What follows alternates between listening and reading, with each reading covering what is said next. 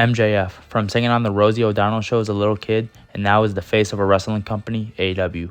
MJF is the definition of started from the bottom, now he's way up. Hey, what y'all know about Jersey? But let's take a look at his journey. MJF will be trained by Brian Myers, aka Kurt Hawkins, and Pat Buck at Creative Pro Wrestling in New York. In April 2015, MJF would upload an entry for WWE Tough Enough. William Regal would end up seeing the video, but we'll talk about that later in the video. During this time though, MJF would appear in numerous promotions across the Northeastern independent wrestling circuit. During his time during the indies though, a popular YouTuber, David Hishkins, aka Grim, would feud with Brian Myers, aka his trainer. MJF would be in multiple videos during this feud, and also during this time, MJF and Grim would have multiple matches. As a little kid, I used to watch Grim, so it's kind of cool to see where MJF was and where he is now. On September 7, 2016, on an episode of Combat Zone Wrestling, Pete Lightning would return to his former name, Maxwell Jacob Feinstein. Also, Feinstein would enter the Dramatic Destinations Series World Tournament. On May 13th, 2017, at Combat Zone Wrestling Sacrifices, Feinstein would go on to defeat Johnny Yuma to win the Warrior Championship. But, however, on October 14th, at the Wolf of Wrestling, Feinstein would lose his championship to Joey Janela, but 2 months later, Feinstein would get a rematch at Cage of Death, where he would defeat Joey Janela to get his belt back. But also during this time, he would change his name from Feinstein to Freeman. Freeman would return on February 10, 2018 at Combat Zone Wrestling 19, where he would go on to win the 27-man Battle Royal to become the #1 contender for the world title. Freeman would defend the Warrior Championship against Alan Cohen on that day, and he would go on to win. Freeman would defeat Ricky Shane Page to win the World Heavyweight Championship. Also, the same night he won the championship, he would vacate the Warrior Championship on the same night he won the world title. MJF would forfeit the main title in November 2018 and make his final appearance on Combat Zone Wrestling. On September 5th, 2017, Freeman signed a contract with Major League Wrestling, MLW. Freeman had a match against Jimmy Ueda at One Shot. Freeman would go on to win and go on a win streak. But, however, on January 11, 2018, he suffered his first loss against Brody King at 0 Hour. Freeman was in the tournament for the vacant world title, but lost in the first round to Jimmy Havoc. On July 29th, MJF defeated Joey May to become the first ever world middleweight champion at the Battle Riot. Later that same night, MJF was in the Namesakers match as the 30th entrant, but got eliminated by Tom Lauer. And actually, he would go on to win the match. On November 25th, Freeman revealed he had a fractured elbow with recovery time of 4 to 6 weeks. MJF would be stripped of his middleweight championship for not being able to compete on his scheduled time. But MJF would return from his injury on February 16, 2019, where he unsuccessfully challenged the new champion, Teddy Hart. After the match, Richard Halliday joined MJF in attacking of Hart. The duo formed a team called The Dynasty and began feuding with the Hart Foundation. On January 7, 2019, MJF would sign a 5-year deal with AEW. MJF would debut at AEW Double or Nothing as a heel. MJF would compete in the Casino Battle Royal match on the pre-show. And if you won the Battle Royal, you would be the #1 contender for the AEW World title. He would last until the final 2. But this dude would hide under the ring. Because I was watching the clip and I couldn't find him. He hid under the ring or some shit. I don't know. He would try to eliminate Adam Page, and he thought he won. He was celebrating, but Adam Page would eliminate him. On Dynamite, MJF would intervene in the attack of his best friend Cody Rhodes by the Inner Circle, aka Chris Jericho's group. MJF would help Cody Rhodes and seemingly turn face. At Full Gear, MJF would be ringside for Cody Rhodes' match for Chris Jericho for the AEW World title. If Cody Rhodes lost by a pre-stipulation, Cody was never allowed to get a rematch or fight for the world title ever again. The match at Full Gear was pretty good, but the ending was controversial to say the least. Chris Jericho would put Cody Rhodes on the line tamer, and MJF would throw in the towel, saving his best friend. Again, Cody Rhodes was pretty upset because he couldn't challenge for the world title ever again. But then, MJF would turn heel, giving Cody Rhodes a low blow, and then would walk away, setting up their feud. On the next Dynamite, MJF would interrupt Chris Jericho's promo, saying Cody Rhodes was a villain and that he didn't care about anyone but himself. MJF in this promo would call himself the new face of AEW. MJF would find a new bodyguard, Wardlow. On November 20th episode of Dynamite, MJF and Adam Page would be the last two in the Dynamite Dozen Battle Royal, setting up a match the next week. MJF the next week would go on to beat Adam Page and win the Dynamite Diamond Ring. On January 15, 2020, MJF teamed up with the Butcher and the Blade at Bash at the Beach to go against DDP, Dusty Rhodes, and QT Marshall. MJF, the Butcher and the Blade, would go on to win the match. MJF rekindled his rivalry against Cody Rhodes. MJF laid out 3 stipulations for Cody to follow to get a match at Revolution. MJF's 3 stipulations were: Cody couldn't touch MJF until the match happened, Cody Rhodes would have to beat Wardlow in a steel cage match, and he would have to receive 10 lashes from MJF on live TV. I'm not gonna lie, lashes is insane. Cody would accept. But on the February 5th episode of Dynamite, Cody would take 9 lashes from MJF and 1 lash from Wardlow. MJF was talking shit, so Cody would hit him, but he didn't. After the lashes, Cody got up, and MJF hit him with a low blow, and not gonna lie, he did the dash. The next week on Dynamite, Cody would beat Wardlow in a steel cage match, making the match at Revolution official. At Revolution, MJF would beat Cody Rhodes after hitting him with a diamond ring. Bro, MJF always be cheating with the diamond ring, After that, MJF would feud with Jungle Boy and would have a match at Double or Nothing. MJF would beat Jungle Boy at Double or Nothing by a roll-up. On the May 27th episode of Dynamite, MJF unsuccessfully competed in a Battle Royal to face Cody for the TNT Championship, but he would go on to be eliminated by Jungle Boy. At Fyre Fest, MJF and Wardlow would face Jungle Boy and Luchasaurus in a tag team match. Jungle Boy and Luchasaurus would go on to defeat MJF and Wardlow. Then, MJF would go into a feud with Jon Moxley for the AEW Championship. MJF would say that the fans need a better champion. Jon Moxley and MJF would have the match on September 5th, 2020 at All Out. Moxley would go on to win, giving MJF his first singles loss. On October 28th episode of Dynamite, Chris Jericho and MJF agreed to have a match at Full Gear during a confrontational town hall meeting with Eric Bischoff. Why Eric Bischoff? If won at Full Gear, MJF and Wardlow would be in the Inner Circle. At Full Gear, they would have the match, and MJF would go on to win. On the November 11th episode of Dynamite, MJF appeared for the first time as a member in the Inner Circle.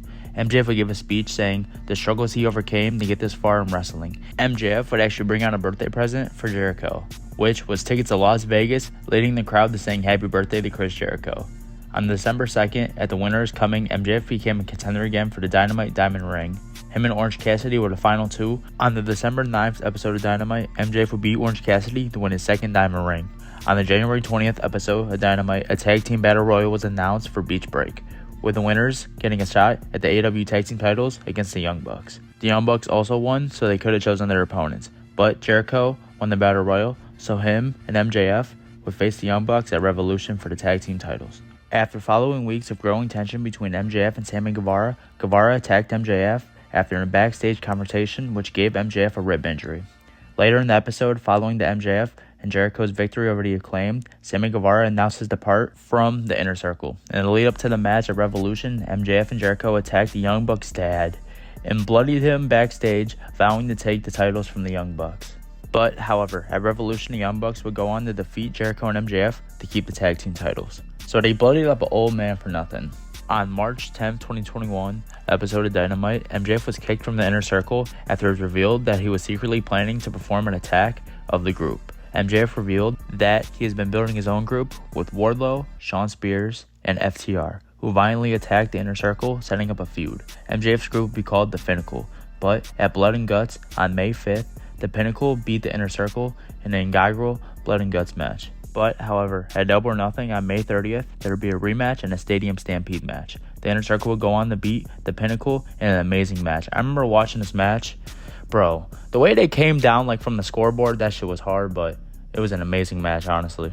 And finally, on September 5th, at All Out, MJF faced Jericho in a match with Jericho's career on the line.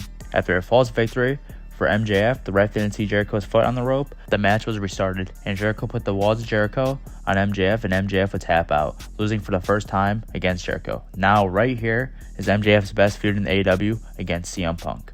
On the November 17th episode of Dynamite, MJF would begin his feud with CM Punk. CM Punk would come out during MJF's promo. MJF would try to shake his hand, but CM Punk would walk away. Next week, they would have the face-to-face promo, and honestly, you just have to go check this out for yourself. Bro, they would go bar for bar, back to back. You know, I'm going to play one clip of the funniest thing in this whole promo. Out Madison Square Garden when you were marking out for Rosie O'Donnell. I'm not going to lie, I was dead as watching this, but please go check out this promo.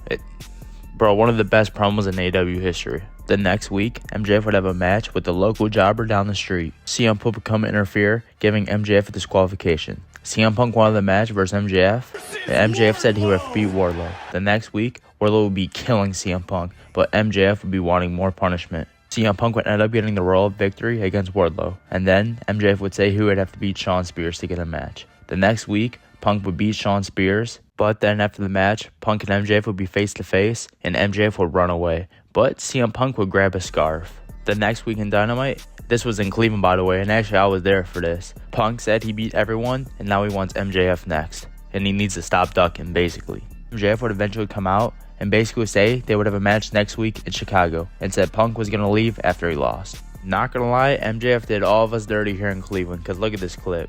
MJF, he would never leave us again. You guys say the same thing about LeBron James? I'm just curious.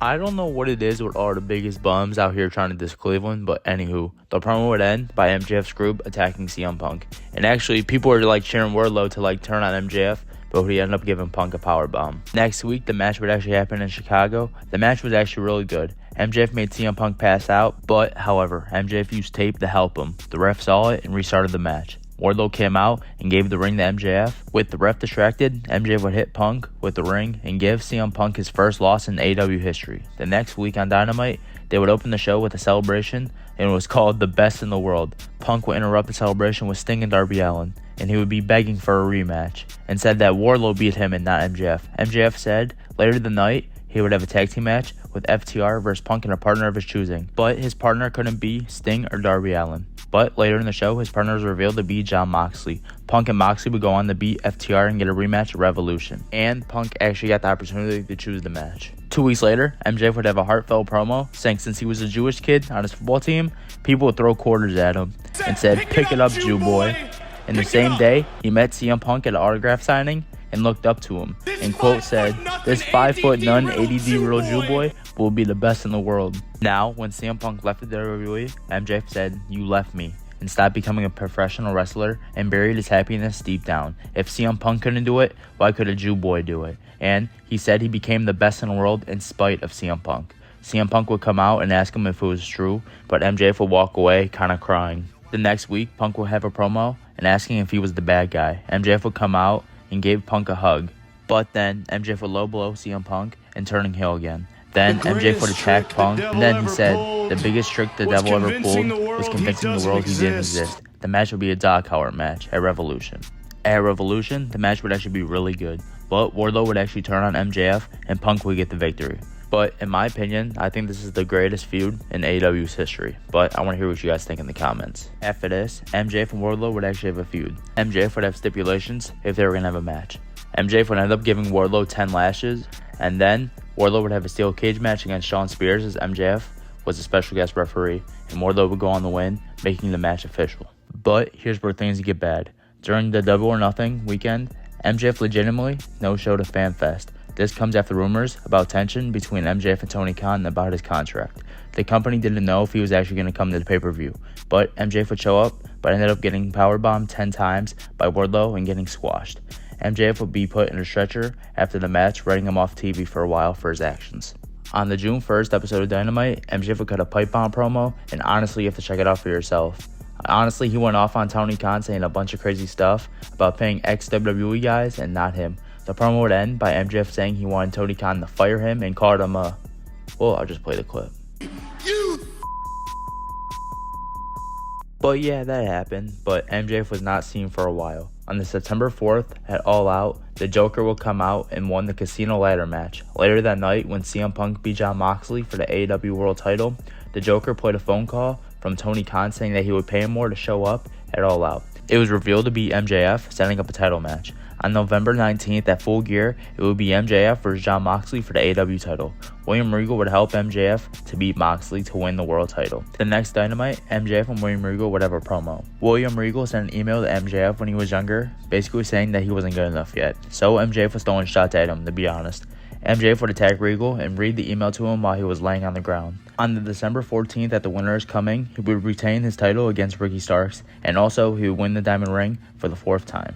MJF would then feud with Bryan Danielson. On March 5th at Revolution, they would have a 60-minute Iron Man match and would go to overtime, but MJF would end up getting the victory, retaining his title. And after the match at the press conference, MJF would have probably one of the funniest moments I think I've ever seen in my life. Just roll the clip. Oh my God, that's a good fucking pickle, G. No, because I'm dead as this guy's a freak, but alright, let's get right back into the video.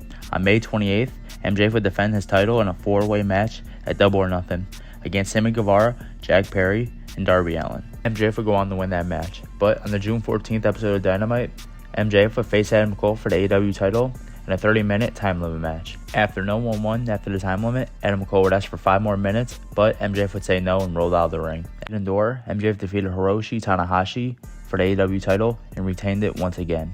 On the July 5th episode of Dynamite, MJF and Adam Cole were put together to participate for the AEW Tag Team titles. MJF and Adam Cole will form a strong friendship in various matches, skits, and segments over the next few weeks. MJF was a face for the first time in his whole career. They would win the tournament by beating the Jericho Appreciation Society in the finals, but however lost to FTR for the actual titles.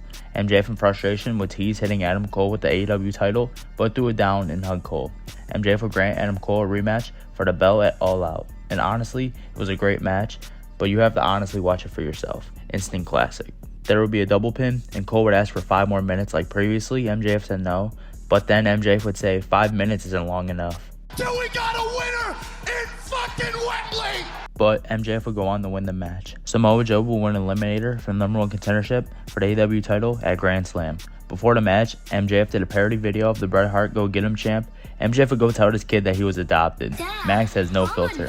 But anyway, MJF would retain his title against Samoa Joe. On the October 25th episode of Dynamite, MJF successfully defended the Diamond Ring against Juice Robinson for the 5th year in a row. On November 18th at Full Gear, MJF would successfully defend the AEW title against Jay White. On the following episode of Dynamite, MJF said he would defend the AEW title against Samoa Joe that night, but Joe declined, opting to challenge MJF at the World's End pay-per-view. On the December 27th episode of Dynamite, New Year's Smash, MJF and Samoa Joe were supposed to defend the ROH titles against the Devil's Masked Men, but Joe was injured backstage, leading to MJF losing the titles to the Devil's Masked Men.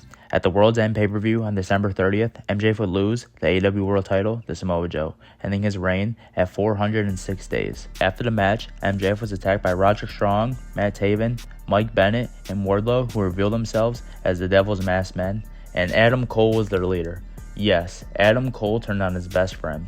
After the event, it was reported that MJF would take some time off due to his injuries, but he's a free agent, but reports say he has re-signed with AEW, but we just gotta wait and see. But on May 26th at Double or Nothing, we would get our answer. MJF would come out during Adam Cole's promo. Adam Cole would try to hug MJF, and MJF would hug him back. What a great guy. But then he would low blow Adam Cole in typical MJF fashion. MJF would then cut a promo basically saying that he's given Adam Cole something that he never gave anyone, trust, and he promises that shit won't ever happen again. But then he would basically end the promo by basically calling everyone a mark if they didn't know what was going on with this contract situation. He would say that he's all in, and then he would show a tattoo of an AEW symbol with a Bet On Yourself logo. But he would end the promo by just saying, I'm not leaving, and then the crowd was just getting hype. But yeah, y'all, that's the video. Let me know what you guys think in the comment section below. And just so y'all know, hey, AEW's not dying now, because the carry has just arrived. But hey, y'all, Brother Productions, out of here. He's our scumbag.